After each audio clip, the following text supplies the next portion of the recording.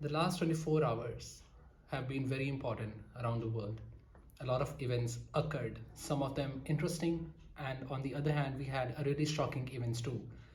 But don't worry, we made a list of the bullet points specially for you. So I am going to read a few bullet points with a minor details for your better understanding. Let's start from the Russia, that is Moscow's war with Ukraine. The first one being that recently you might have heard about the attack on the concert hall in Russia by the Ukraine. Yes, you heard it right.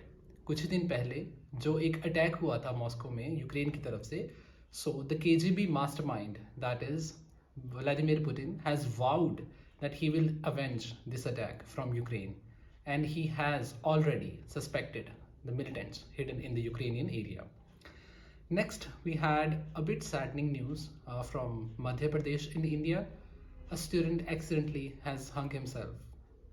वो कोशिश कर रहे थे कि अपने दोस्त को अप्रैल फूल्स का प्रैंक देने के लिए, बट उनका पैर फिसल गया और जिस स्टूल पे वो खड़े थे वो स्टूल अपनी जगह से हिला और उनका जो नूज था, जिस रस्सी के साथ वो उस प्रैंक को एग्जीक्यूट करने वाले थे, उसकी जो नॉट थी वो टाइट हो गई and he eventually he died.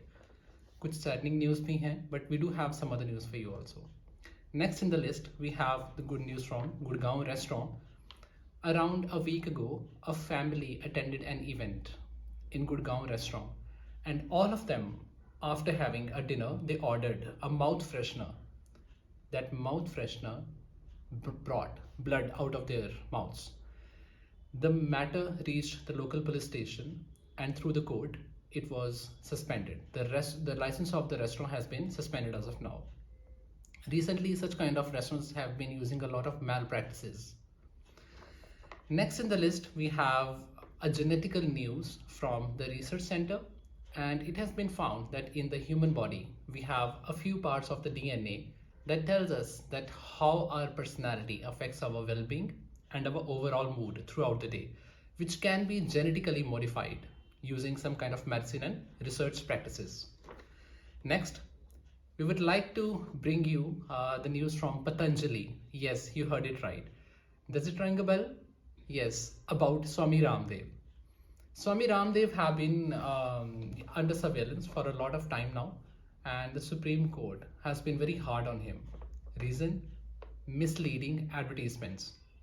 Many a times he claimed that the medicine that he has to offer to the Patanjali showrooms, and they claimed that the medicine could cure a lot of heart disease. Yet the Supreme Court have sent summons to Swami Ramdev to prove those claims.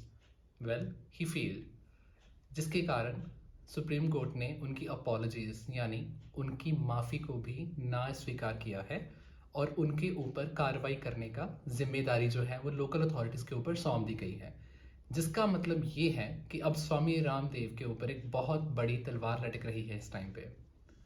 इसके बाद सीधा चलते हैं election commission के office में. जी नहीं, उनके office में नहीं, एक्चुअली उनकी न्यूज़ की तरफ. जी हाँ, हम सब जानते हैं कि अपने देश में एक इंडिया जो है वो एक लार्जेस्ट डेमोक्रेटिक कंट्री है और वहाँ पे इलेक्शंस करवाना कोई आसान बात नहीं है.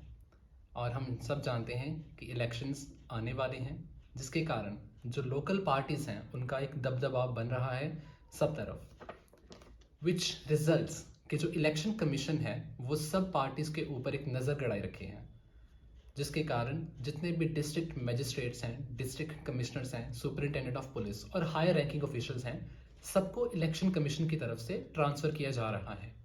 और अभी तक की न्यूज़ के अकॉर्डिंग 5 स्टेट्स में 12 सुपरिटेंडेंट ऑफ पुलिस जो हैं उनको ट्रांसफ़र कर दिया गया है 8 डिस्ट्रिक्ट मजिस्ट्रेट्स के साथ. जी हाँ, ये एक बहुत बड़ा फिगर है. उसके बाद चलते हैं चाइना की तरफ. जैसा कि हम जानते हैं कि कोविड के दौरान अरुणाचल प्रदेश के ज़रिए चाइना ने बहुत बड़ी एक अटैम्प्ट की थी ताकि वहाँ से घुसकर जो इंडिया का एक लैंड एरिया है जो कि बहुत वाइटल रिसोर्स है उसको अपने कब्जे में लेकर इस बात का क्लेम किया जाए कि अरुणाचल प्रदेश इंडिया का नहीं बल्कि चाइना का हिस्सा है. और कुछ दिन पहले उन्होंने ये कोशिश की थी कि अरुणाचल प्रदेश के एरियाज़ में कुछ जगह के नाम चाइना के अकॉर्डिंग रखे जाएं और इंडिया ने इस बेसलेस अटेम्प्ट को रिजेक्ट कर दिया है. और एक्सटर्नल अफेयर्स मिनिस्टर ने, दैट इज़ जयप्रकाश ने, ये बात तक कही है कि किसी भी चीज़ का नाम बदलने से उसका देश नहीं बदला जा सकता। अरुणाचल प्रदेश भारत का था और वो भारत का ही रहेगा। इंडिया इसलिए नहीं बोला ताकि आप उसको इंडिया ब्लॉक ना समझ लें। और चंडीगढ़ से एक बहुत ही इंटरेस्टिंग न्यूज़ आ रही है।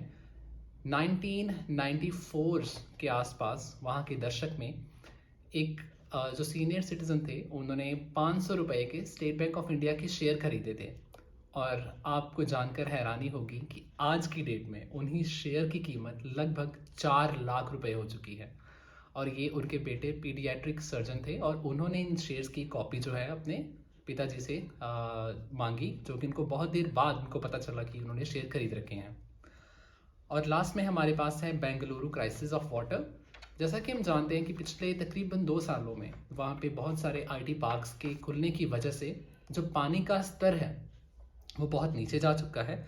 और इस पानी के स्तर के नीचे जाने के कारण कुछ एरियाज जैसे वाइटफील्ड, हेब्बल, होसूर और भी बहुत सारे एरियाज जहाँ पे लोगों को इस बात की मनाही की गई है कि वो कोई भी वहाँ पे सबमर्सिबल का जो बोर है वो नहीं करवाएंगे।